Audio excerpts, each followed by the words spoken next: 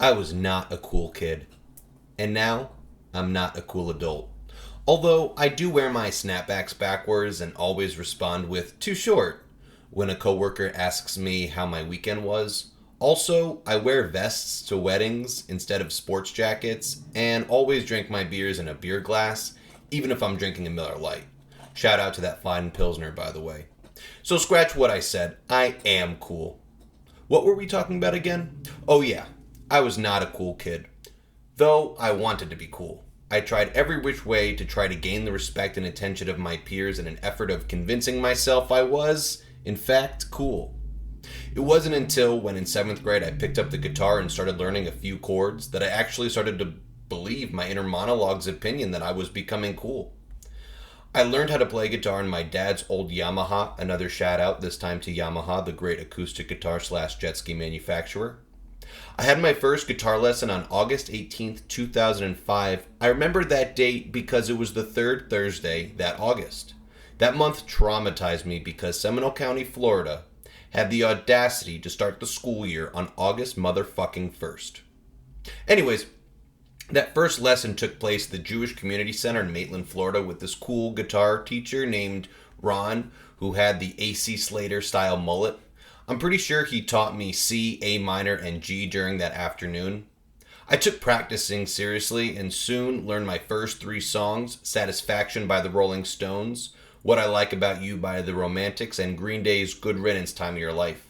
Of course, none of my peers cared about classic rock or new wave, but Green Day was all the rage in the summer of 2005, so when I brought my guitar to school and such, people always wanted to hear Good Riddance.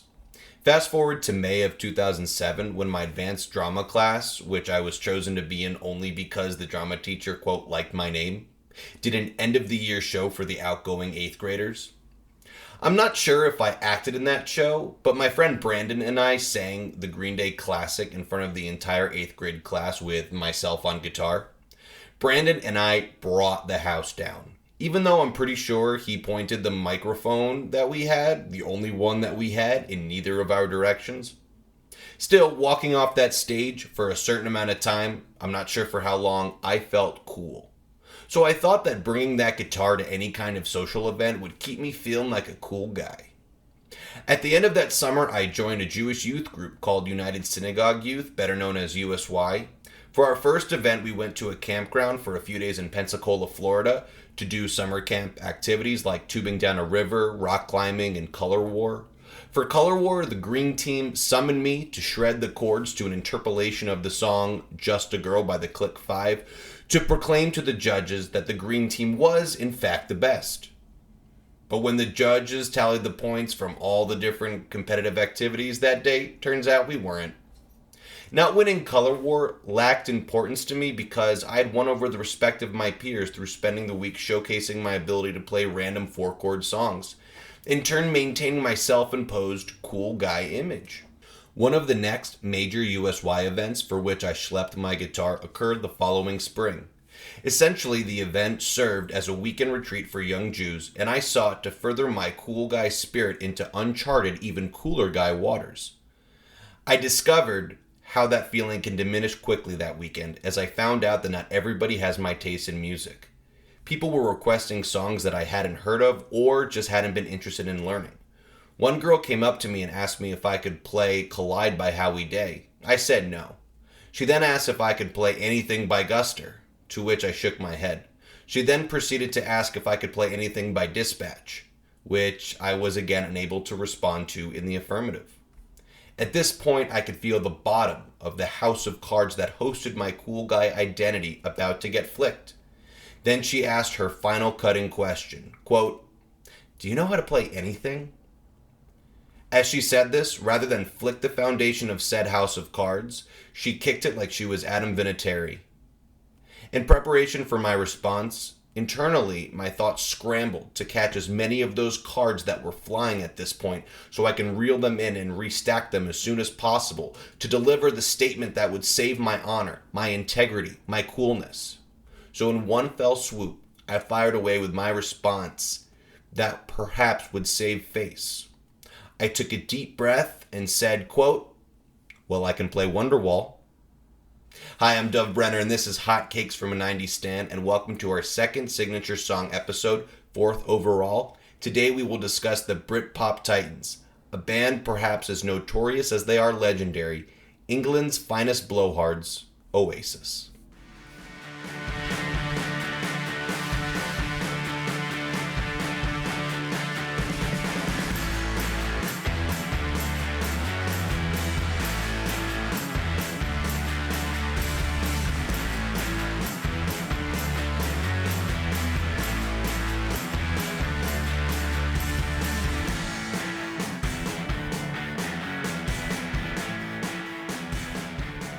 The story of Oasis begins in the town of Burnage, England, a suburb of Manchester where brothers Liam and Noel Gallagher grew up. The brothers grew up in council estates, the UK term for public housing. They unfortunately witnessed the wrath of their father, who would physically and verbally abuse their mother, Peggy, in front of them. He would also physically abuse Noel. When Liam and Noel were 7 and 10 respectively, their mother took the boys and escaped their father. Speaking about leaving the father of her children, Peggy stated, quote, "I left him with a knife, a fork, and a spoon, and I still think I left him too much." Like many kids from humble beginnings that sought out music as a hobby, the Gallagher brothers dreamed of rock stardom and the hedonistic abundances success would bring. Then in 1991, a group of young musicians, guitarist Boneheaded Arthurs, bassist Gwigsy McGuigan, drummer Tony McCarroll, and singer Chris Hutton formed a rock band called The Rain, named after the B-side of the Beatles' 1966 single Paperback Writer. However, the other members quickly became disenchanted with Chris Hutton on vocals and dismissed him from the band. Gwigsy knew Liam from school and asked him to audition for the band. Then upon joining the band, Liam suggested that they change their name to Oasis, taken from Swindon Oasis, the name of the leisure center where a band that Noel worked as a roadie for performed in April of 1991. Liam became aware of this venue and its name when Noel hung up the promotional poster for that gig in the shared bedroom of Liam and Noel. The newly named Oasis only practiced a few times before adding Noel as lead guitar player and primary songwriter. Entering the band with experience in live music as a roadie, Noel quickly became the band's leader, steering their focus towards commercial stardom. While the band started making a name for themselves, gigging throughout Manchester, recording demos, and making moves to get them closer to record executives, British alternative rock group Suede released their self-titled album in March of 1993, whose blend of glam and punk combined influences from British legends from previous decades, generating comparisons to David Bowie and Morrissey. Suede became the fastest-selling album in the history of the UK and is regarded as the foundation of the Britpop movement. Shortly after the release of Suede's breakthrough record, in May of 1993, Oasis played a gig at King Tut's Wah Wah Hut in Glasgow, Scotland, opening for the band 18 Wheeler, a band signed at the time to Creation Records. In attendance was Alan McGee, the founder of Creation Records. Impressed with their performance, he signed Oasis 4 days later, stating, quote, "I found the greatest rock and roll band since the Beatles." With the release of their debut album, Definitely Maybe, on August 29, 1994, it became clear that despite that very strong statement, perhaps McGee was onto something. The album's aesthetic featured gritty, in-your-face rock and roll songs that sounded like the Kinks joined forces with the Beatles, circa Revolver, with the Sex Pistols sprinkled on top. Bolstered by the success of their debut single Supersonic, released in April of '94, the album debuted at number 1 on the UK charts and broke Suede's record, becoming the fastest-selling album in UK history up to that point, quickly making Oasis the face of Britpop. The band followed up positive early returns with their second single, Shaker Maker, a catchy neo-psychedelic tune named after a popular toy from the 70s, which charted higher than its predecessor and paved the way for the band's international stardom. Their third single, Live Forever, which lyrically Noel Gallagher penned as a response to Kurt Cobain's self-parody, I Hate Myself and I Want to Die, Not only was a top 10 hit on the UK singles chart, but reached US audiences with a peak of number 2 on the rock charts and brought the term Britpop to a transcontinental mainstream lexicon. For those unfamiliar with Britpop, the term refers to the musical movement developed in the early 90s in England, which many view as a reaction to grunge. The pop suffix of the term turns out to be a misnomer, as the genre essentially borrowed from different eras of English rock from the 60s onwards, but with catchy melodies, accessible hooks, and optimistic lyrics intentionally contrasting the style and idiosyncrasies of grunge. In addition to Suede and Oasis, other successful Britpop acts include Blur and Pulp. Blur's significance within the world of Oasis goes beyond their shared categorization within a pop culture context, but we'll get to that in a bit. Definitely Maybe sold 8 million copies worldwide and received rave reviews from critics, with both Rolling Stone and Spin magazine giving the album a 4.5 stars rating upon release. In March of 1995, the band headed back into the studio to record their sophomore effort, What's the Story? Morning Glory. They recorded the album at Rockfield Studios in Welsh County of Monmouthshire, the space where Queen recorded Bohemian Rhapsody. Other legendary English rock artists that recorded there include Black Sabbath, Stone Roses, and Motorhead. According to Noel, the band booked the studio for 6 weeks, but finished in approximately 3, and that includes a week off that they took following a fight between Noel and Liam, consistent with that key theme found within the lore of Oasis. During the recording process, the band replaced drummer Tony McCarroll with Alan White, as the band grew displeased with Carroll's drum skills, which they deemed underwhelming. White had garnered a name for himself as the drummer for early 90s English alt-rock band Star Club. Oasis began their promotion of What's the Story? Morning Glory on April 24, 1995 with the release of the album's first single, Some Might Say, the only to feature McCarroll on drums. The single, which maintained the blues rock sound found on Definitely Maybe, debuted at number 1 on the UK singles chart and provided one of the catalysts for the Blur versus Oasis feud. At the party celebrating their first number 1 hit, Noel approached Damon Albarn, the frontman for Blur, lacking consideration for his personal space, and then loudly exclaimed, quote, "Number fucking 1." Damon Albarn responded with the release of Country House, the first single off Blur's then upcoming album The Great Escape, on August 14th of 1995, the same day What's the Story? Morning Glory's second single, Roll With It, came out. Blur outsold Oasis by 58,000 copies, winning the so-called Battle of Britpop, and took their victory lap performing at Top of the Pops, an English weekly music chart television program, with the bassist of Blur wearing an Oasis shirt to mock their rivals. Nonetheless, Oasis released What's the Story? Morning Glory on October 2nd, 1995. With 50 minutes of music and included 10 songs and 2 interludes.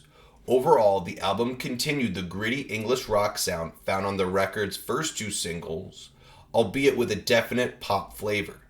Additionally, the record did contrast their debut a bit, featuring multiple power ballads with gargantuan anthemic choruses, as well as a prominent orchestral presence. The album instantly sold well in the UK, debuting at number 1 on the UK albums chart with 345,000 copies sold the first week. In the United States, the album reached number 4, which fared significantly higher than its predecessor, whose highest spot peaked at 58. All 4 singles released in the UK reached at least number 2 on the singles chart there.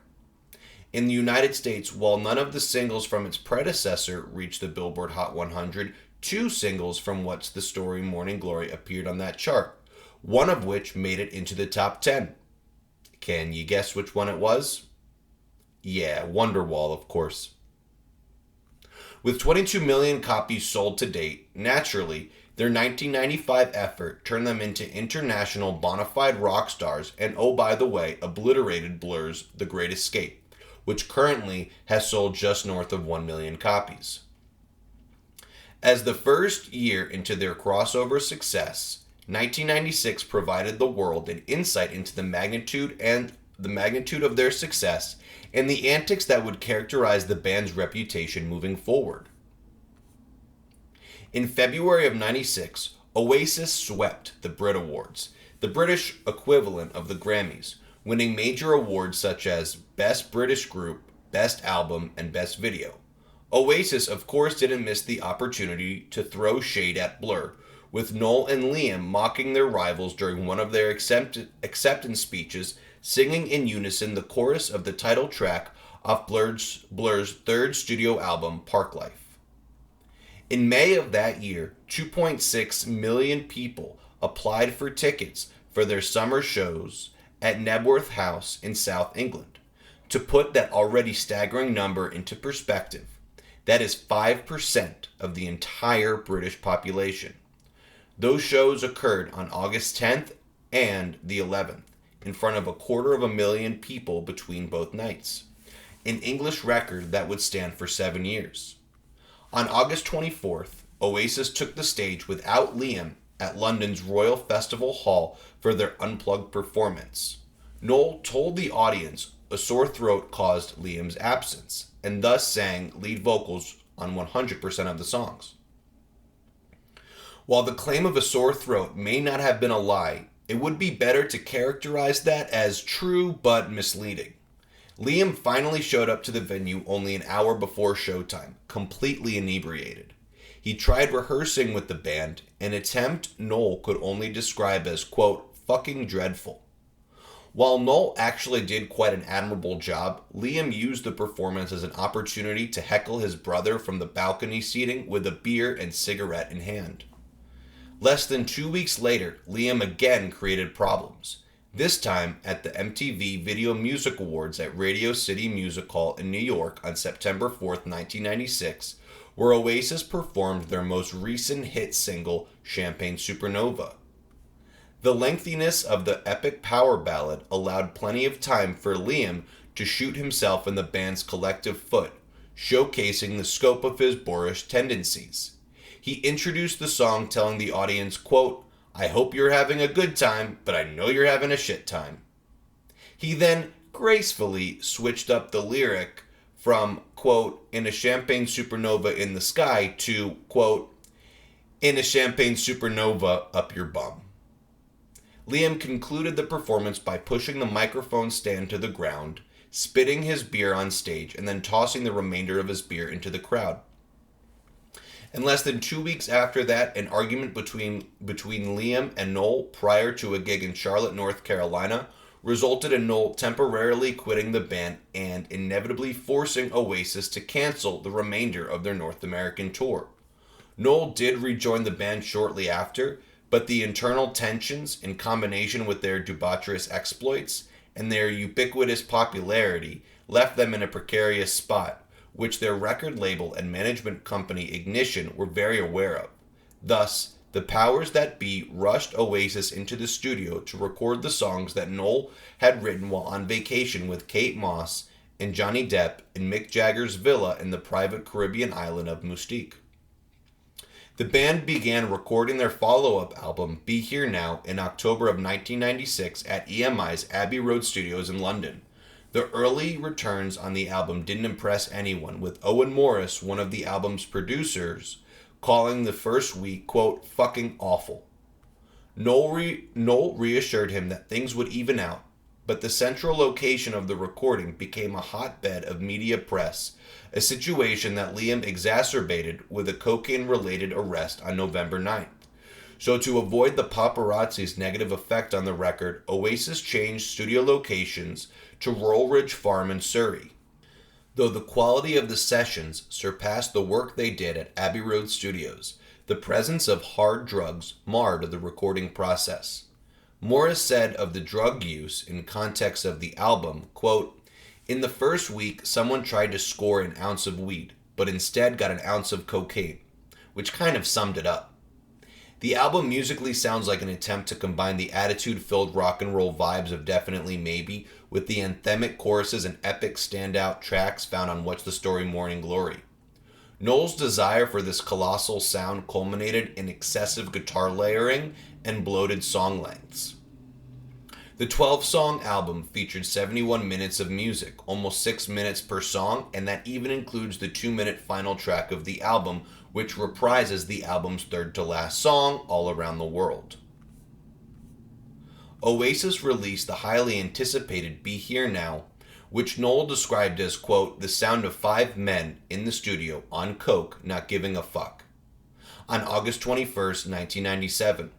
Despite the album setting the record for the most units sold in the UK in its opening week with over 650,000 copies, the inadequacies of the album in comparison to their generation-defining first 2 records not only signaled the beginning of the end for the Mancunian rock stars, but also ended the cultural dominance of the Britpop movement.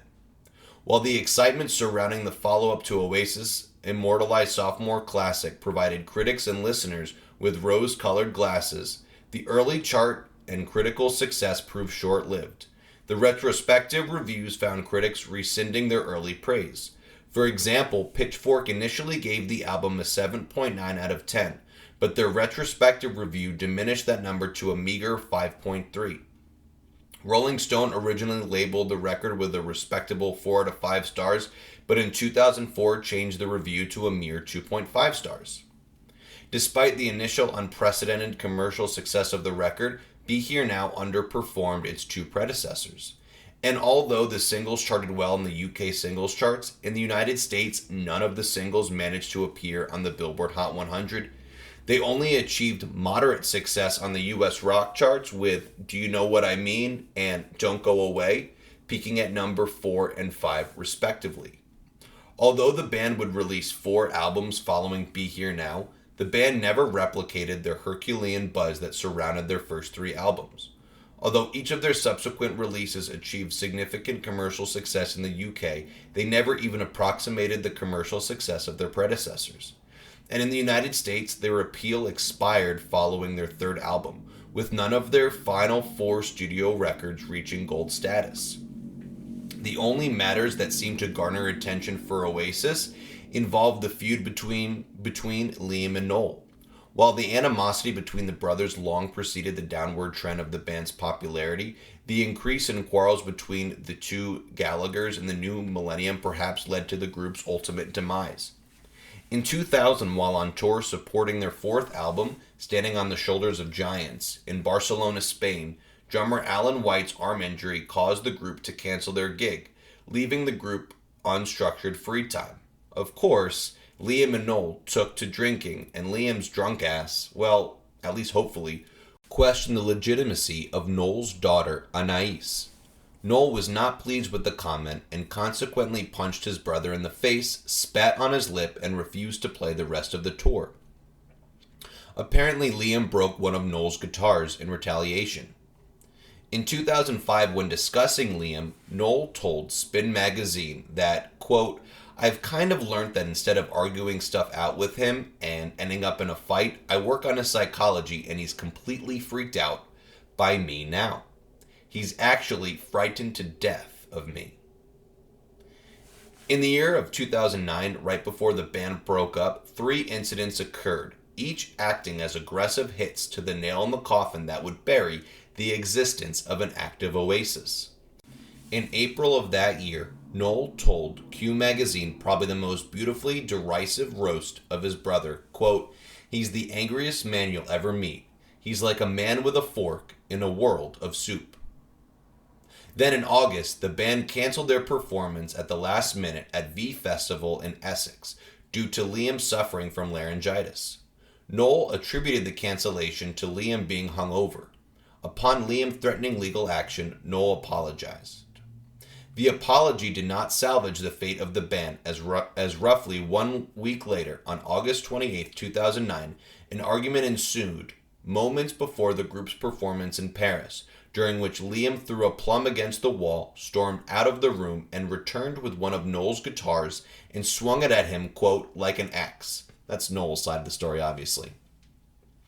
The show was canceled, the tour was canceled, and Oasis called it quits, with Noel stating, quote, "It is with some sadness and great relief I quit Oasis tonight. People will write and say what they like, but I simply could not go on working with Liam a day longer." Noel has remained true to his word, and not only has the band not reunited since, but Liam and Noel haven't even spoken to each other in over 10 years. Despite the amount of oxygen that the band's debauchery and antics have sucked up, more than anything else, it's their clever, catchy, chaotic, and carefree music that should define them.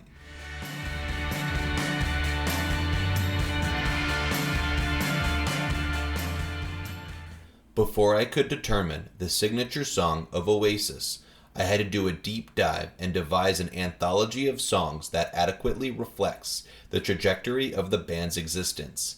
In the podcast's first episode, I took the 10 most popular original Nirvana songs on Spotify to decipher the musical identity of the grunge icons. I took a similar approach with the Mancunian rock stars. However, since they possess a lengthier discography, the playlist I made followed suit. I chose their 17 songs that exceed 50 million plays on Spotify to determine the common themes of their music. After a thorough listen to that anthology, I concluded that unlike Nirvana, who generally possess a singular musical identity, Oasis employed two distinct styles that within that anthology they utilized almost equally. Casual listeners perhaps associate the band with the ballads that incorporate strings, acoustic guitars, anthemic choruses, and at times piano due to the frequency of hits of that nature. However, old school fans of the band that confidently claim that Definitely Maybe takes the crown as their greatest record would probably define their sound as gritty rock and roll with bluesy guitar solos. For me, though, it's the coexistence of those styles that characterizes their musical identity. I also noted that although Noel's presence as a lead singer periodically appears within their most recognizable tunes, Liam sings the vast majority of Oasis's discography. The endearing catchiness of his whiny voice, which unmistakably sports the British accent, adds personality to the tight instrumentation. And to that point, the British accent is to Britpop what the Southern accent is to country music. Thus, Liam's voice leads not only Oasis's signature sound, but the Britpop movement as a whole. Lyrically, many recognize Noel as a crafty wordsmith, with famed Beatles producer George Martin calling him, quote, "the finest songwriter of his generation." Despite the praise for his songs, criticism exists with regards to the fundamental nonsense of his lyrics. Noel himself told Metallica drummer and huge Oasis fan Lars Ulrich on his BBC radio show It's Electric that he often doesn't even know what his lyrics are referring to. His apathy towards concrete narratives comes from how he listens to lyrics from his influences, telling Ulrich, quote, "All my favorite songs of all time, I couldn't give a shit what the lyrics are. I couldn't give a flying fuck what any of them are singing about at all. It means nothing to me. They're just words that you sing to serve the melody that makes you feel good. That's it. I couldn't care less." I find that quote humorous, since it actually kinda shares a similar philosophy to Kurt Cobain's songwriting approach, despite the media's insistence that Oasis's success was born out of their sharp contrast to the grunge movement. But I digress. Although I probably would disagree with Sir George Martin, I do enjoy Noel's songwriting and how it works in tandem with his brother. What I mean is that while concrete meanings tend to elude Oasis's material, I appreciate how Liam's brash timbre vocalizes the memorable sentiment and imagery of some of Noel's one-liners. Some examples of this include their tone-setting debut single Supersonic with the line, quote, "You can have it all, but how much do you want it?" As well as a line from their first number one hit, Some Might Say, quote, "Some might say they don't believe in heaven. Go and tell it to the man who lives in hell." And finally, the opening stanza from my favorite Oasis song, Cigarettes and Alcohol, quote, "Is it my imagination, or have I finally found something worth living for? I was looking for some action, but all I found was cigarettes and alcohol." So upon reflection of this beautiful anthology, I concluded that while a 50-50 split would be unrealistic, Oasis's signature song should combine the elements of their stylistic dichotomy. So think strings, big choruses, maybe an acoustic guitar or piano, but with prominent bluesy guitar. Also, while I love Noel's voice, their signature song must feature the unique whine of Liam Gallagher. Lyrically, I feel the tune, Anointed with the Honor, doesn't necessarily need to have some deep, overarching meaning, but rather catchy syntax which might blow the mind of a stoned college student. And finally, since for better or for worse, the band's first two albums own the legacy of Oasis, their signature song should be found on one of those two classics. I could have picked Stop Crying Your Heart Out, the fourth track from their 2002 album Heathen Chemistry. Probably the most popular song not found on Definitely Maybe or What's the Story Morning Glory.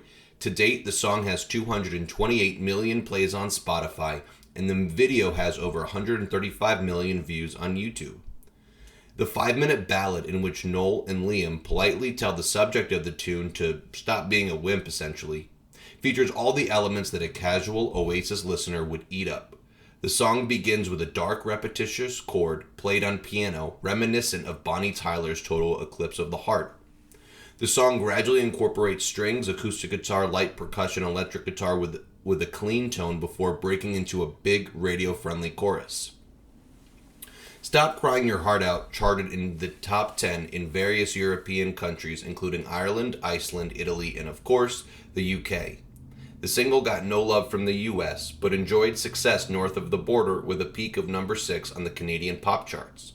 While I find the song catchy as hell and easy on the ears, the song feels too safe for me and doesn't contain any gritty guitar or infectiously silly lyrics. Also, in 2002, Oasis found themselves far beyond their glory years of the mid-90s, so despite its popularity and inclusion of many features central to Oasis's musical identity, upon a thorough audit, Stop Crying Your Heart Out shouldn't be allowed anywhere near the crown of signature song. I could have picked Live Forever, their breakthrough US hit. The song currently has just north of 200 million plays on Spotify and 41 million views on YouTube. Noel wrote the optimistic Britpop classic while working as a construction worker in 1991 after an on-the-job injury. Working in the storeroom as a result of the injury, the less strenuous position gave him more time to daydream and come up with songwriting ideas. One of the ideas, as previously mentioned, a response to the grunge movement, with Noel later reflecting on the song and Kurt Cobain, quote, "It struck me that this fucker, an extremely talented guy, had everything I wanted. He was rich, he was famous, he was in the greatest rock and roll band of its time, and he's writing songs saying he hates himself and wants to die. My way of thinking was, well, I fucking love myself, and I'm gonna live forever, man." Oasis released the song as a single, perhaps distastefully 3 months after Cobain's death. The song opens with a brief and subtle drum part before leading into Noel strumming whole note length chords on the acoustic guitar along with Liam's almost caricature-like vocal performance. It's beautiful. The song quickly transitions to a gritty pop rock tune which carries it to its 1-minute outro featuring a repetitious guitar riff that Noel sandwiches with bluesy guitar licks. Noel does some nonsensical but beautifully constructed sentences in the song. For example, in one line, Liam sings, quote, "Lately, did you ever feel the pain in the morning rain as it soaks you to the bone?" Does this line really make sense? Probably not. But does it at surface level sound profoundly insightful? Most definitely. Overall, the song has so many elements that endear people to Oasis. Bonus points, by the way, for just how exaggerated Liam's British accent comes across in this tune. And frankly, besides the omission of strings and maybe not the most distinct chorus, the song does not lack any of the essential criteria needed for the signature song title. The only reason I am withholding Live Forever from those honors lends itself to just how abundant and key components of Oasis's identity the song I chose includes. Well, folks, here it is, my first major hot cake of the episode. I know, I've been so well behaved, but all things must pass. Anyways, I could have chosen, but didn't, their crossover hit, Wonderwall from What's the Story Morning Glory. With nearly 1.6 billion plays on Spotify and 478 million views on YouTube, Wonderwall is undeniably not only Oasis's most popular song, but one of the most popular songs in modern music history. I'm going to read the list of countries for which this 90s classic reached the top 10.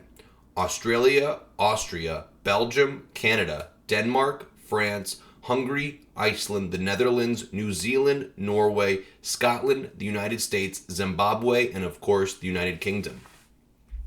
I've heard this song probably 1 million times in my life, which is probably why I'm going to say something that I'll most likely regret. I don't think it's a good song. Before I get into why I don't think it possesses the parts necessary to garner the signature song title, I suppose I'll rant to back up my largely preposterous statement. Wonderwall basically finds itself as a pop folk song. The majority of the song consists of acoustic guitar strings and surprisingly funky drums. Those funky drums remain the only thing I like about this song, and if percussion is the best thing about a folk song, what does that tell you about the song? And although I unapologetically enjoy Liam's whiny voice, there does have to be an upper limit to when it becomes plainly irritating. I'm not sure where you can locate that line in the sand, but wherever it is, Wonderwall passes it and then some. And while I'm all for Noel's sub-poetic songwriting, the basic nature of the lyrics ranks amongst his worst within Oasis's golden era. I'm going to try to read some of the lines without cringing. Here's one from the pre-chorus. Quote, "And all the roads we have to walk are winding, and all the lights that lead us there are blinding." And the chorus does not get much better with the corny, quote, "Maybe you're going to be the one that saves me, and after all, you're my Wonderwall." Okay, I do appreciate the reference to George Harrison's debut studio album, Wonderwall Music. Anyways, since this nostalgic jewel does not contain the witty lyricism nor any semblance of their gritty rock and roll foundation, although I can concede that it may serve as the poster child of the Britpop movement, I cannot in good faith honor this as Oasis's signature song. I could have picked Don't Look Back in Anger, their John Lennon-esque song that follows Wonderwall on What's the Story Morning Glory. With over 660 million plays on Spotify and 372 million views on YouTube. Besides obviously the previously mentioned tune, this piano rock classic is perhaps their most popular song. Their second and final tune to chart on the Billboard Hot 100, Don't Look Back in Anger, became a top 10 hit in 9 different countries. One of their most critically acclaimed and beloved tunes, readers of the British music publication Q Magazine ranked it 20th on their list of the greatest songs of all time. This song remains central to the heart of Manchester's identity. Following the tragic bombing at the Manchester Arena that killed 22 people on May 22, 2017, 3 days later a crowd of 400 Mancunians gathered in St. Anne's Square for a moment of silence to honor those that were murdered. Following the moment of silence, a woman started singing Don't Look Back in Anger, to which the entire crowd quickly joined. Watching this clip, I got goosebumps and choked up at the same time. Although Noel communicated that the tune does contain a concrete theme, which urges listeners to refrain from looking back at regrets with contempt, he also insists that he wrote the song while on substances and doesn't get many of the references. Some of those lyrics are pure Noel gold, like the opening of the pre-chorus, quote, "So I start a revolution from my bed, 'cause you said the brains I had went to my head." Or in the second verse, quote, "Please don't put your life in the hands of a rock and roll band who'll throw it all away." Musically, the song opens with a piano riff eerily similar to John Lennon's Imagine, before diving into the somewhat gritty pop rock nucleus of the tune that includes, in my opinion, the most anthemic chorus of their discography. Throughout the song, Noel showcases his chops with some rather tasty guitar licks. Also, shout out to drummer Alan White, the unsung hero of Oasis's sophomore spectacular, for that iconic drum fill leading into the final chorus. A fill which might just be the most recognizable in popular history music, aside from that one in Phil Collins's In the Air Tonight. Many people consider Don't Look Back in Anger the band's best song, and I'm not even going to disagree with that. The song has just about everything an Oasis signature song could possibly conjure up. The one thing separating this tune from The Crown? Liam's vocals, or lack thereof. Well, folks, we made it. We will now crown the podcast's second signature song. Of all the Oasis classics, for me, the signature song of the Mancunian legends has to be their epic 7.5-minute power ballad, Champagne Supernova.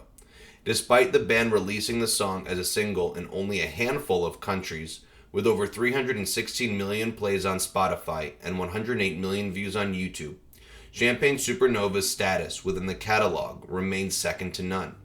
Beyond the love for the song that fans of the band continue to strongly maintain, critics hold it in equal esteem, with publications The Guardian and Uproxx ranking it as the single greatest Oasis song ever. But this episode isn't naming their best song, it's choosing their signature song. So why does Champagne Supernova deserve the title? Let's start with the songwriting, probably the most emblematic example of Noel's lyricism. Certain lyrics throughout the masterpiece sound as poetic as any pop song in all the 20th century, with lines such as, quote, "How many special people change, how many lives are living strange," as well as, quote, "Wake up the dawn and ask her why, a dreamer dreams, she never dies." However, in classic Noel fashion, he said the song's overall meaning depends on his moods. He also said that when he sings the song live, quote, "I often find myself drifting off enjoying the song and thinking, what fucking does it mean?"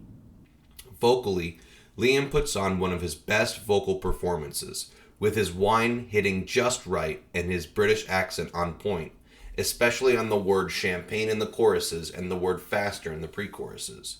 But beyond those silly little things I find endearing, his timbre and power shine throughout. Musically, the song begins as a slow ballad, featuring acoustic guitar, the harmonium, and Liam's vocals before transitioning into a psychedelic pop song until around the 2-minute mark, where Noel's gritty electric guitar sets the tone for the rest of the song, which features a huge chorus and a gargantuan bridge.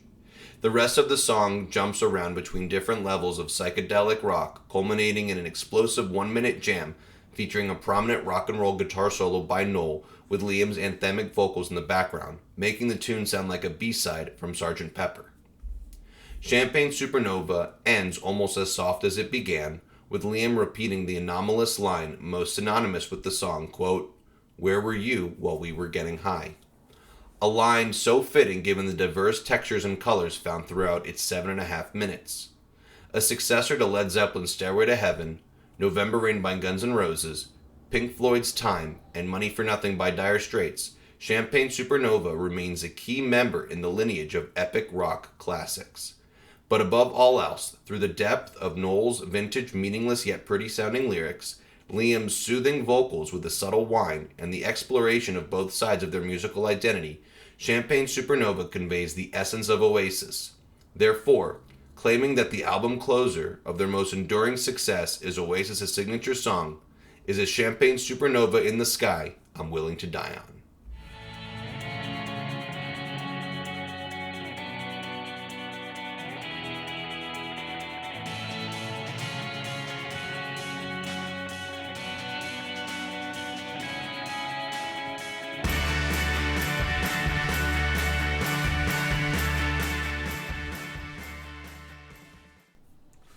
Unlike my previous guests that I've known for years, I'm joined by a friend of a friend, well, a friend of friends, that I've only had the pleasure of engaging in a few conversations with, but of course they were about rock music, and I don't think either of us would have had it any other way. He's a senior manager of data analytics at a tech company, but of more interest to me, he's a guitarist, songwriter, and former bassist of the Milwaukee-based punk rock legends, the Orange Sodas. In his free time, you can find him kayaking and hiking with his wife, Kaylee, but today you can find him here. Please welcome to the podcast, Matt Lulay. Thanks for having me. It's awesome to be here. I'm super excited. We were jamming before and talking about Oasis, so I am super pumped. But I was thinking about when you were on your way, I was thinking about the first conversation we had, and I think it was back in 2021. You remember we were talking about Stadium Arcadium? That's right. Yeah.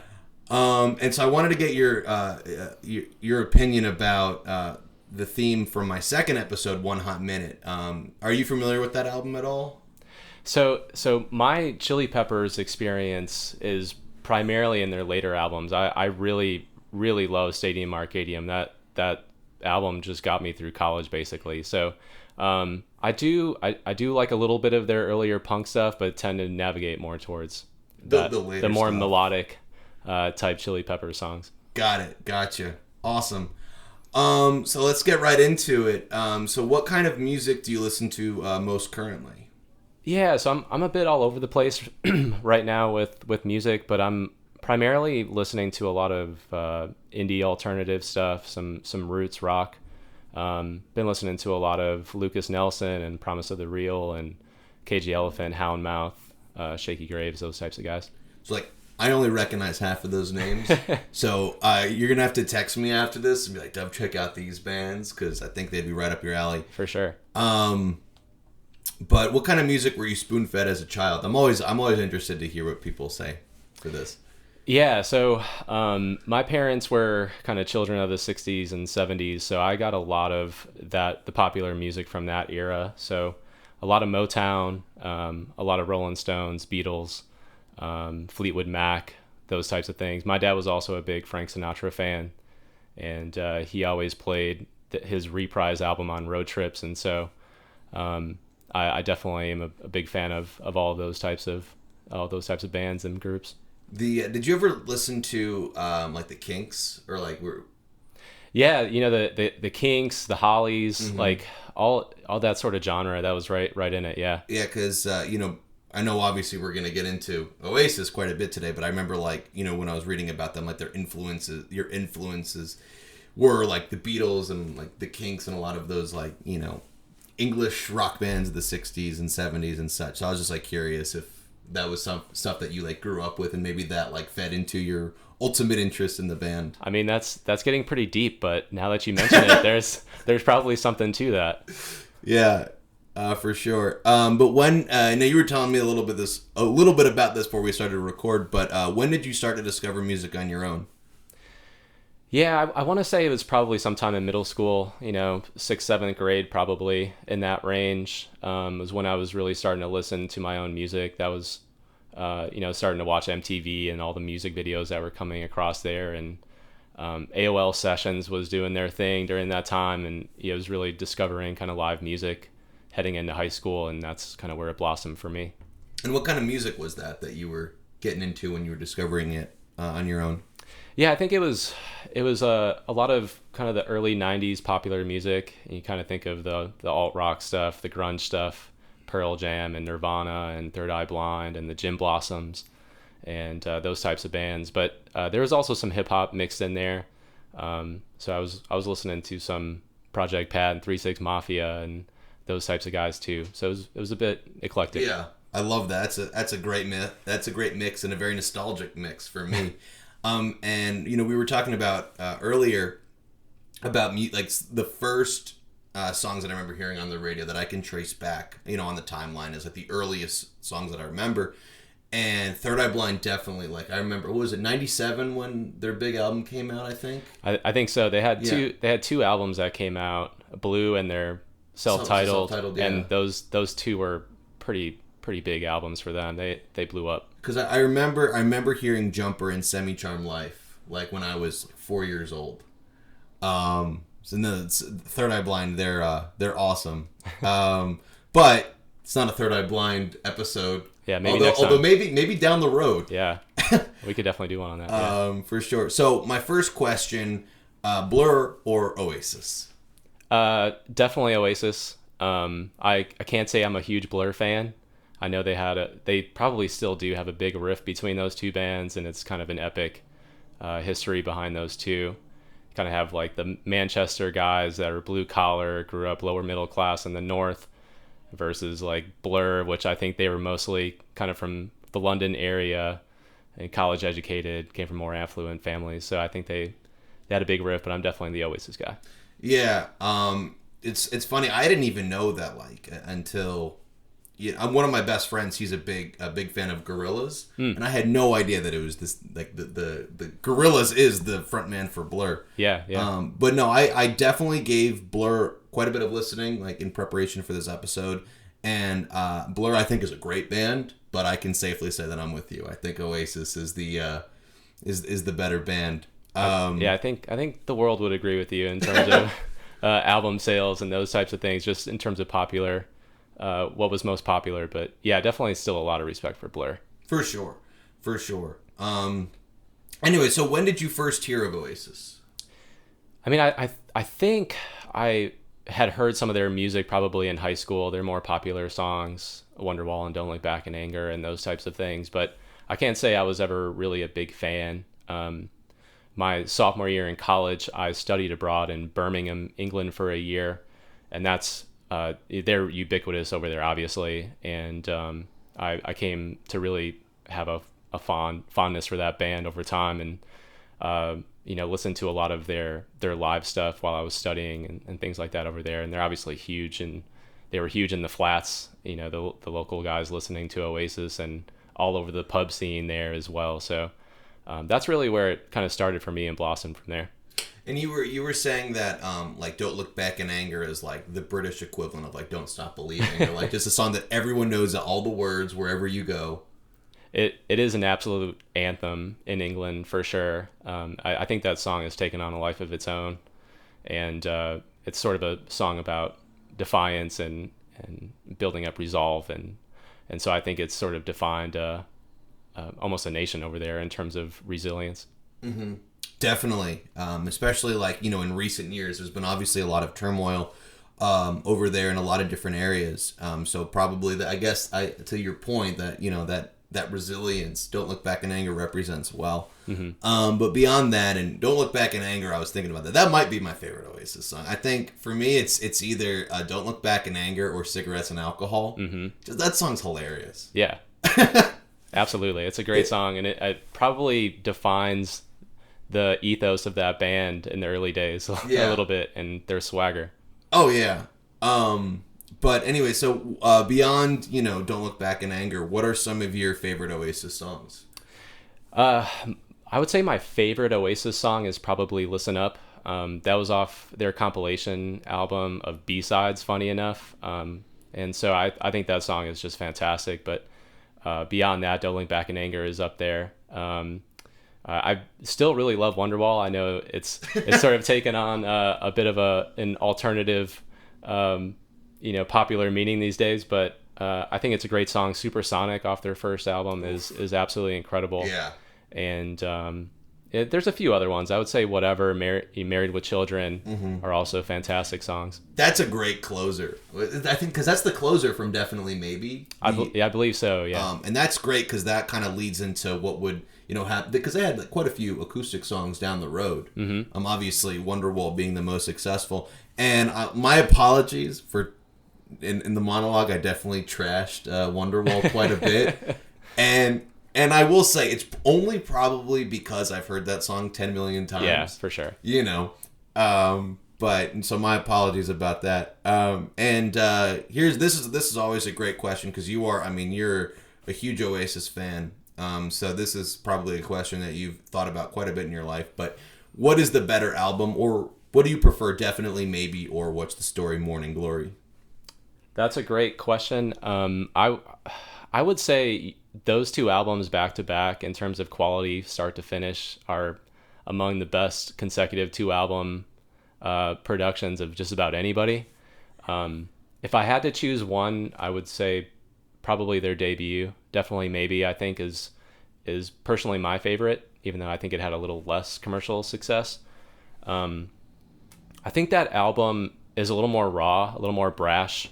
And if you kind of look up the recording and how they went into the studio to make that album, like, Noel wasn't using any effects pedals or anything like that. He was literally just running, some inexpensive guitars through a Marshall cab or something and maxing out the gain. And I think that really, like, the attitude of that band, like, comes across in that album really well. It's sort of unrefined. It's like a wall of sound.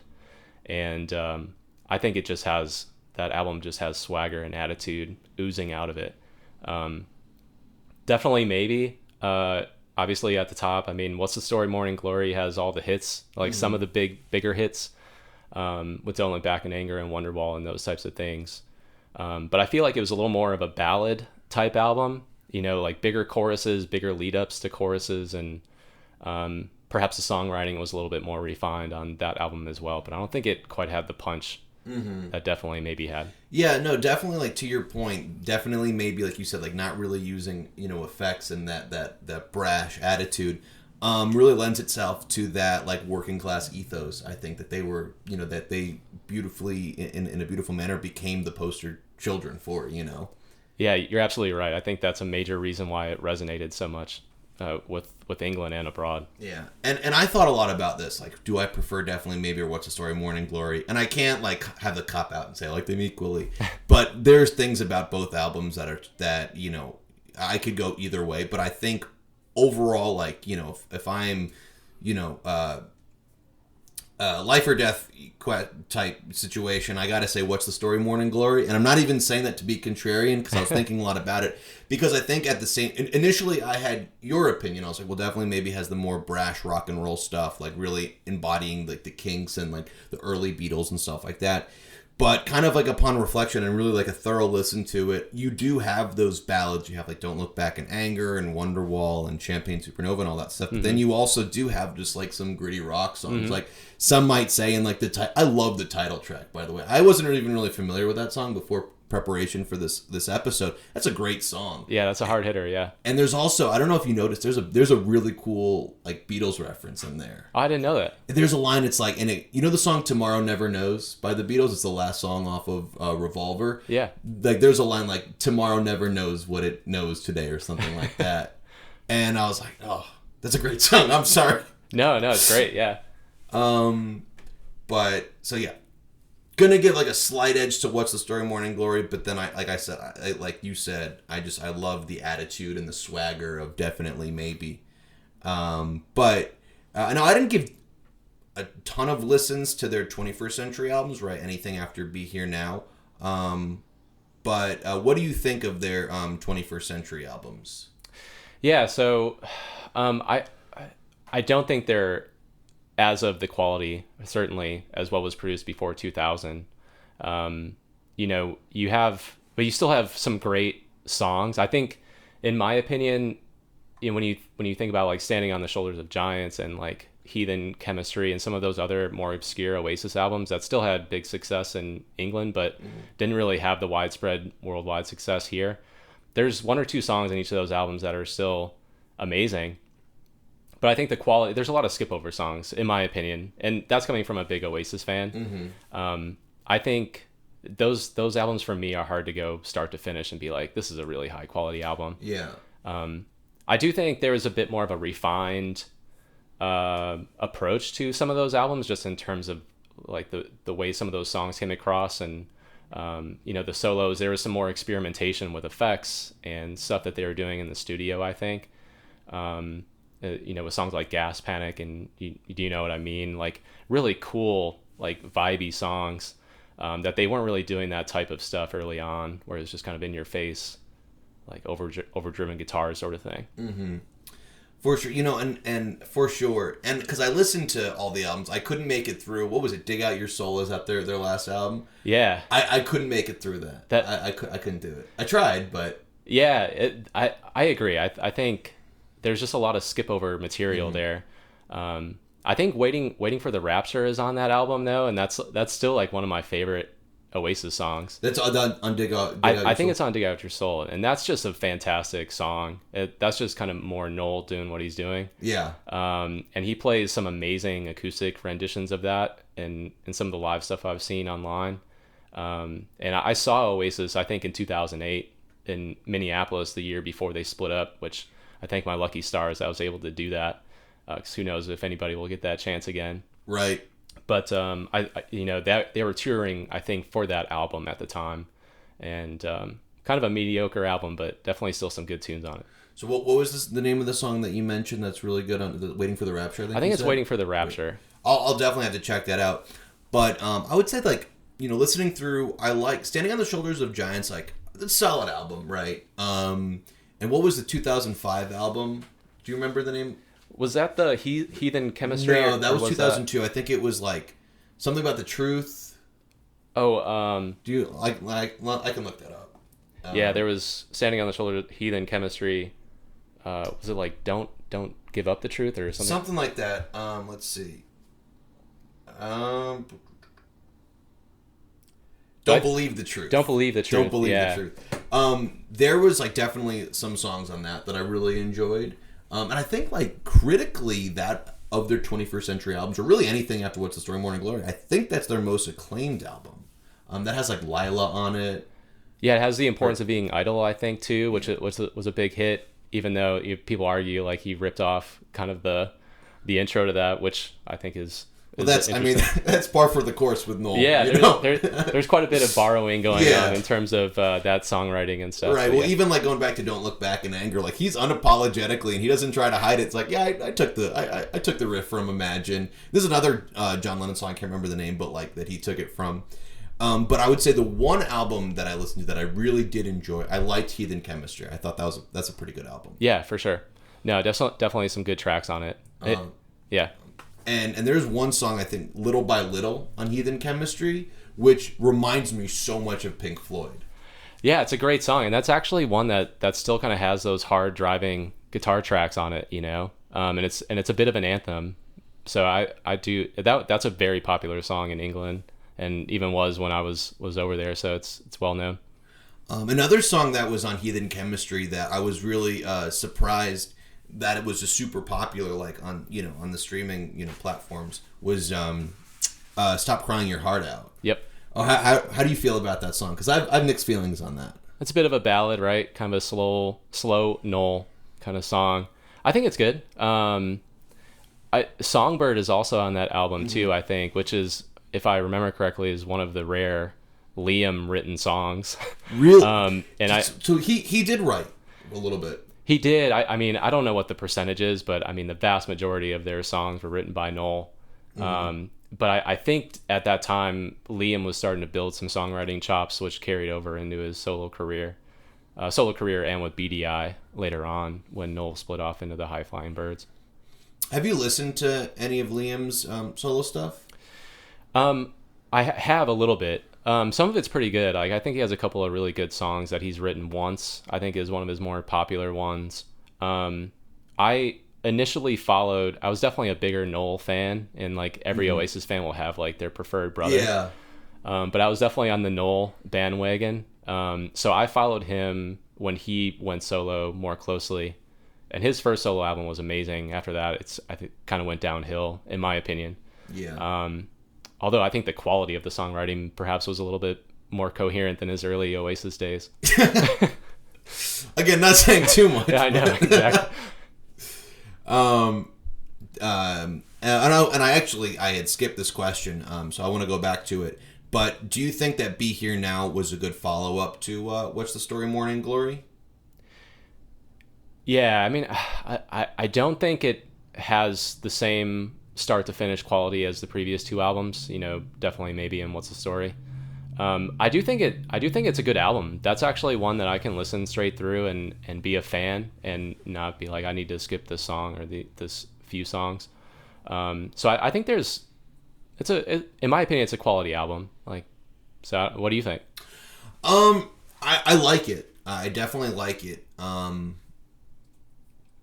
But I think that after What's the Story, Morning Glory, which was, when we talked about this, is not only Oasis's most successful album, but one of the most successful albums of all time. Like I think it sold 22 million copies worldwide. I mean, insanely popular. And I think really anything other than a masterpiece, would have probably fallen short. And I think like initially, it's really interesting because initially the reviews for that album were unbelievable, but then like retrospectively, they weren't quite as well liked. And I think there's like a certain colossal element to the album. Like it just sounds very big. Yeah. And I think it's like it comes at the expense of like their, I guess, artistic chops, if you will. But there's still like a couple songs in them. I think Stand By Me, I really like that. And obviously the debut track, what's the name of that? Do you know what I mean? Yeah. Yeah. It's a great song. I think it's a good album. Is it a good follow-up to What's the Story, Morning Glory? I think if What's the Story, Morning Glory was half as successful, and sold 11 million copies instead of 22 million, maybe it's a decent follow-up. But just the magnitude of the predecessor, to me, it's a little bit subpar. Yeah, I think that's a fair assessment. Like you mentioned, I think there's some big songs on that album. Like the way they let off with Do you know what I mean? Is that's a big sort of arena type song, and I think that song hits pretty good for me. There's a couple of Noel tracks sung by Noel on that album, if I'm remembering correctly. Magic Pie is really kind of a cool, and it's a departure. I think they're, like I mentioned earlier, I think they were starting to experiment a little bit after their first two albums, and so I think there's just some different types of music being produced by them when they got there. Some of it works, some of it doesn't, but I still think it's a quality album. Yeah.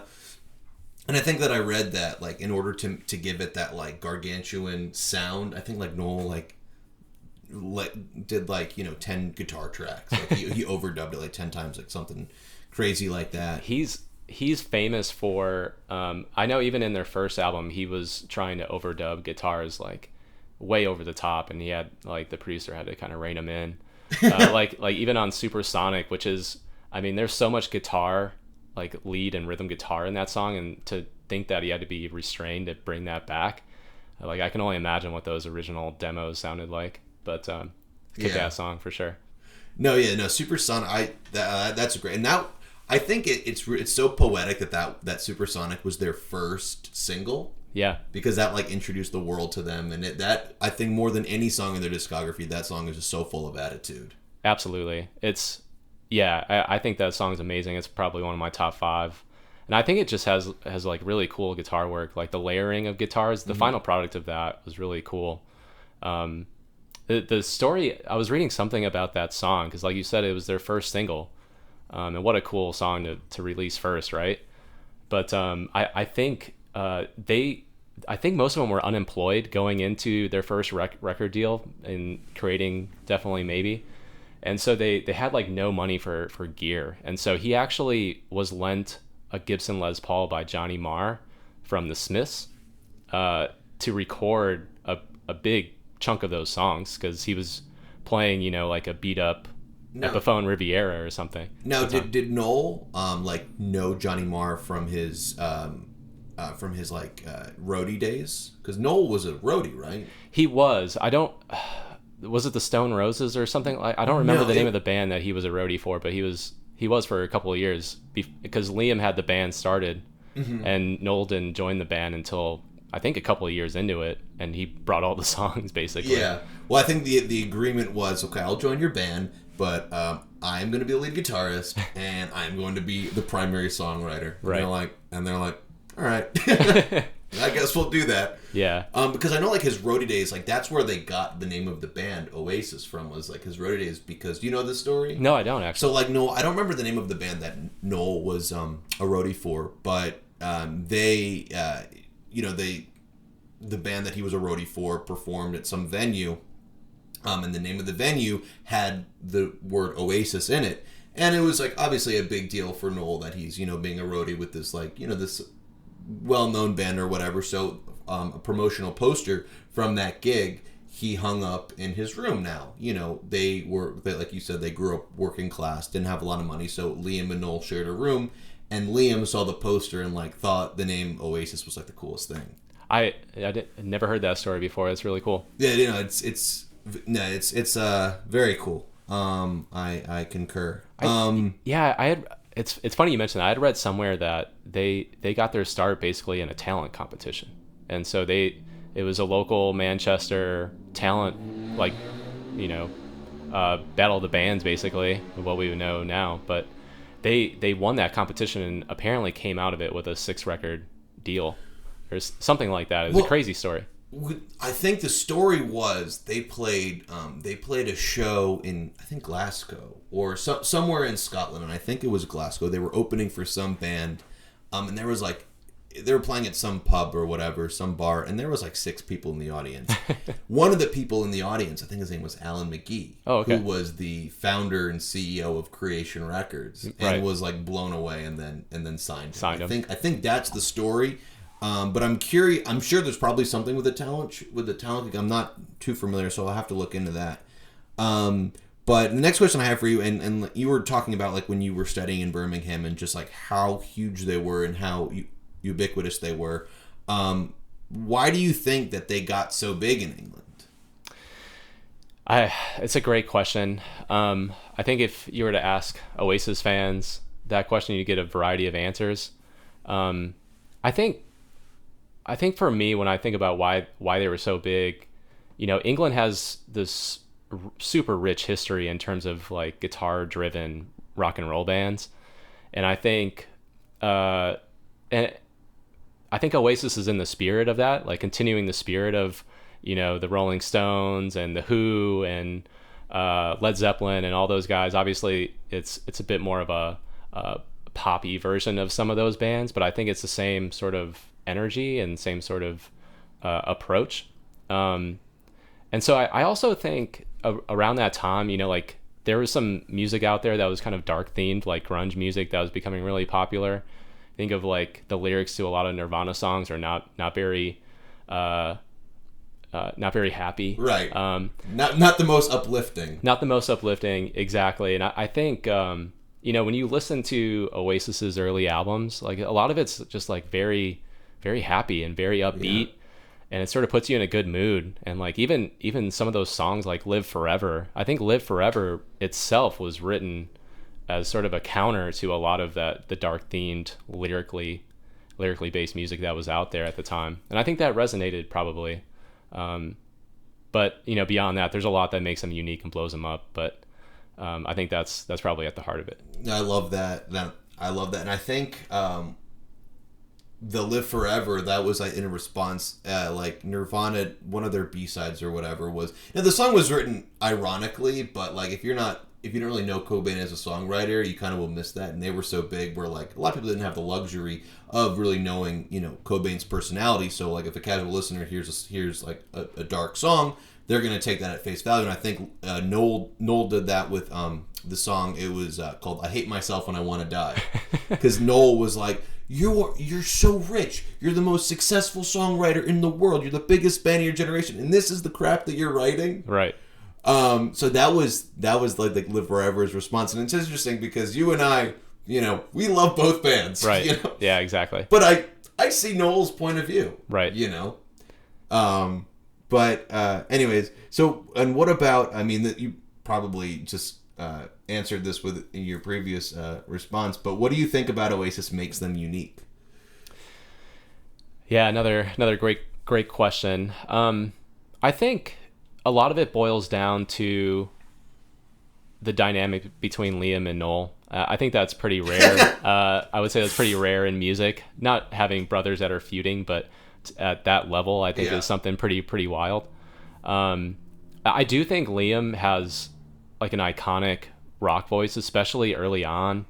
Like his vocals on Slide Away, like I think is one of the most amazing pieces of vocal work I've ever heard. And so he has such an iconic rock and roll voice, and you combine that with like his attitude and swagger as a front man, and most iconic bands have a front man that is remembered for being kind of having an attitude and having a certain identity that's unique, and certainly he still does. I think you combine that with Noel, and I don't think most people are going to say like Noel's a guitar god or anything. Like he's not going to be like remembered like Slash was on, or Frusciante or Mike McCready or any of those guys that are gods, but like he had a knack for just writing like amazing melodies, and whether or not the lyrics are all coherent in those songs, like those songs are catchy as hell. And absolutely, I think you combine those two things, and you have something that's really unique and special in Oasis. Yeah, and it's interesting because like you said, and by the way, I appreciate the Pearl Jam shout out. I don't think Mike McCready gets enough love. No, but that's a conversation. One of my faves for sure. Oh, he's awesome. But I totally agree with you. Like he's not Frusciante, he's not McCready or Tom Morello or any of those '90s gods, but he can hold his own. Absolutely. And some of those like bluesy licks, and like you were talking about in Supersonic, I love that guitar solo. Yep. So he really, I mean, he's not an amazing songwriter, but he's a great songwriter. He's not an amazing guitarist, but he's a great, and I think that's part of what makes Oasis is great. I agree with that. And now let's get to the point where hopefully you, or maybe hopefully not, you yell at me, because we'll get into my choice for signature song. Before you critique that or give me your opinion, how would you define a signature song? Ooh, with Oasis, there's just such a quantity of songs and quantity of good songs, like even including like their B-sides, what they considered B-sides. But I think for me, a signature song is probably something that captures like the spirit of the band and like what they were all about, and kind of the way they were defined and thought about in their own time when they were big. So I think it's something that sort of captures their energy and ethos and spirit is probably how I would define a signature song. Man, I love that definition. I'm going to have to completely change my entire podcast now because I love that definition. So what would you say? So with that definition that you just gave me, what do you say is Oasis's signature song? I am going to go, it's hard to pick one. There's probably a handful that I think you could legitimately make a solid argument for. I'm going to go with Supersonic as their signature song. When you were giving me the definition, I was like, he's gonna say Supersonic. I was thinking it was between that and probably Don't Look Back in Anger. But I think Supersonic sort of captures the energy of their first album, and I think like the peak of Oasis really, really well. And so I'm gonna stick with Supersonic. Okay, I love that. I think I don't think there's a song that I agree with you. I don't think there's a song that captures their ethos like Supersonic. And not even the entire song, but that one line, "You can have it all, but how much do you want it?" Yep. Like that doesn't get more Oasis than that. It just hits, right? Yeah, it for sure. Okay, so now it's time. Tell me why I'm wrong. What do you think of my selection of Champagne Supernova as their signature song? So I hate to do this because this is your podcast, but I'm going to respectfully disagree with that pick, primarily for the way I define. I just define a signature song. I think for me, Champagne Supernova doesn't really fit that definition very well. And I think it was, it's a much more melodic song. And so I don't when I listen to Champagne Supernova, I don't like, there's no brashness there. I don't get the spirit of Oasis in that song. I know it's super popular and super widespread, but I'll disagree with that one. Okay, yeah, so I will defend my choice a little bit. So, and I do think that it captures their ethos in the sense of like, if you look at Noel from like a songwriter, we were talking about this earlier, that like Noel doesn't necessarily, there's not necessarily an overarching meaning to his songs, but he always kind of he writes very crafty sentences and catchy sentences that would lead you to believe that maybe there is an overarching meaning, but there isn't. Right. I mean, I think that like Champagne Supernova is like a perfect example of that. Like there's some really interesting lines in that song, but the song's just about getting high. Yeah. I don't even know what it's like getting high on, but it's just about getting high. Yep. And so like I feel like it captures that side of their ethos, or like that side for that particular era. And like for me, why it's a signature song is that if you look at all of their big hits, all the different elements that you have, like it kind of combines that gritty guitar, like the gritty guitar, the gritty guitar licks that Noel plays, and you've got that big chorus that we were talking about earlier, and it's got the silly lyrics. So just for me, I think it kind of has it all. But I think it just goes back to however you define a signature song. Yeah, for sure. So I am comfortable and content with your choice. I'm more content with mine, but it's all good. That's fair. I totally understand that. Yeah. Awesome. And the last question, do you think Oasis will ever get back together? Do you think I will ever have a chance to see Oasis live? I hope for your sake they do, because it was a highlight of my life, honestly, just seeing Oasis, because considering how big of a fan I was and still am, to see those guys together. I've seen Noel with his High Flying Birds before, and it's just not the same. No. Even though he's singing his songs that he wrote with Oasis, it doesn't hit the same. To answer your question, I do think they will get back together. Those guys aren't getting any younger. I think in a way, age has a way of kind of mellowing people out. I don't know if it'll have the same impact on Noel and Liam. But if you kind of read between the lines, like Liam seems pretty open to a reunion. It's Noel that's kind of the hang up. And so we'll see if he comes around. I think both of their solo careers and the bands that they started after Oasis have kind of started to fade pretty heavy. High Flying Birds are okay, but they're not really making great music anymore. BDI had a flash in the pan moment.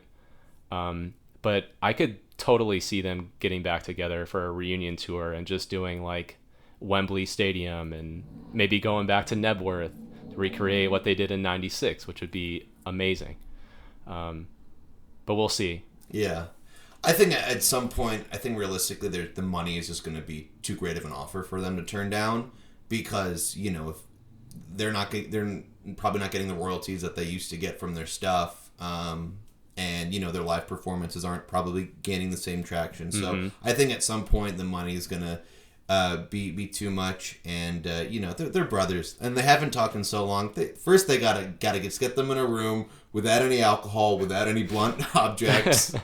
And hopefully they can work it out. Because I would love to. That would be so much fun to see. And the last question, and this was originally not a question I was going to ask, but I was thinking about just how big they got in England with those first two albums, which is like enormously successful. Do you think there's a U.S. equivalent of Oasis in the sense of like a band that just becomes super, super big with their first, couple albums, even maybe 2-3 albums, and then they kind of have that fall off and they never kind of get back to where they once were? Do you think that there is a U.S. equivalent of that? I don't know. The scale to which Oasis blew up and then kind of faded, I have trouble equating to anything here. The only thing that comes to mind was, and then we talked about it, was Third Eye Blind's first two albums. Two super high quality start to finish albums, and they blew up big for a period of time here. And they're still together touring, and I still like to go see them play because they're amazing. And they're still recording albums, but none of those albums live up to what they did consecutively. Have they had a hit since Never Let You Go or Deep Inside of You? I don't think so. They had some stuff that, at least made the radio with I think it was Ursa Minor. And I think there's some really good stuff in there. I think their last album, Dopamine, is actually an awesome album, but it is a huge departure from their early days. And so that would be my pick. I don't know. What are your thoughts on that question? It's a great question. I think the answer that you just gave was better than anything that I thought of, because really those first two albums were like really successful. Now, obviously, if you put it in reverse, like if Blue came out first and Third Eye Blind, I think it would be even more similar to Oasis, because Oasis obviously definitely maybe was big, but then the follow up was even bigger. Right. But they definitely, I think they even had a bigger fall off than Oasis did. But but Third Eye Blind, they weren't the cultural icons that Oasis was. For sure.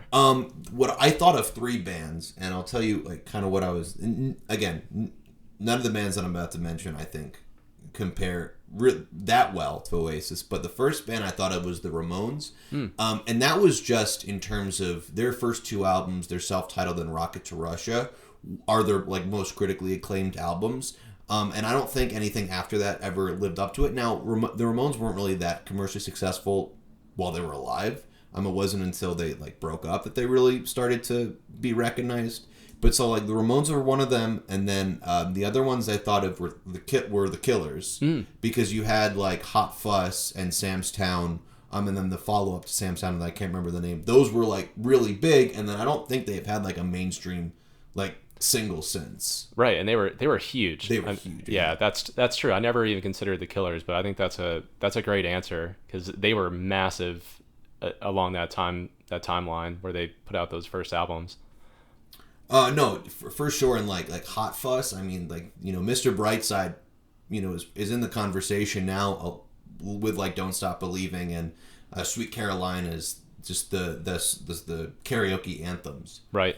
And then just like nothing really since, obviously they had, hits subsequently, but nothing probably since the mid-aughts. Right. That has really resonated, commercially. And then the last band that I thought of was Guns N' Roses. Ooh. And that is kind of an interesting perspective, because you had Appetite for Destruction, which is like which sold around the same amount of copies as What's the Story, Morning Glory, and then like Use Your Illusion. I thought about Use Your Illusion when I was like reflecting on Be Here Now, because I think they're comparable. Like they were both so much hype with those releases, and I think Use Your Illusion did a better job. Now, Use Your Illusion, obviously not as good as Appetite for Destruction, but still like a really good album, really popular, had a ton of hits, had November Rain, which I think is, you know, one of the great songs all time in pop music. But then after Use Your Illusion, yeah, they had like Chinese Democracy and the Spaghetti Incident, which is a cover album. But neither of those records really got any kind of accolades anywhere near as popular as, you know, Appetite for Destruction, Use Your Illusion. Right. So I think Guns N' Roses, but again, none of the bands that I just mentioned, I think, can compare to how just monumentally successful Oasis was, and then all of a sudden just fell off, at least internationally. Or not internationally, because I know they had success in like other parts of Europe, but like in the US. Right. You know, so. Yeah, after Be Here Now is kind of a downward trajectory pretty quickly. Yeah. Yeah. No, I think those are fantastic answers. I had never really thought about Guns N' Roses as a great answer, and I really like the Killers take. I think that's a really, really good idea in terms of answering the question. I always find myself talking about the Killers on this podcast, and I haven't had an episode, like the second episode with, you know, Matt Prado. Yeah.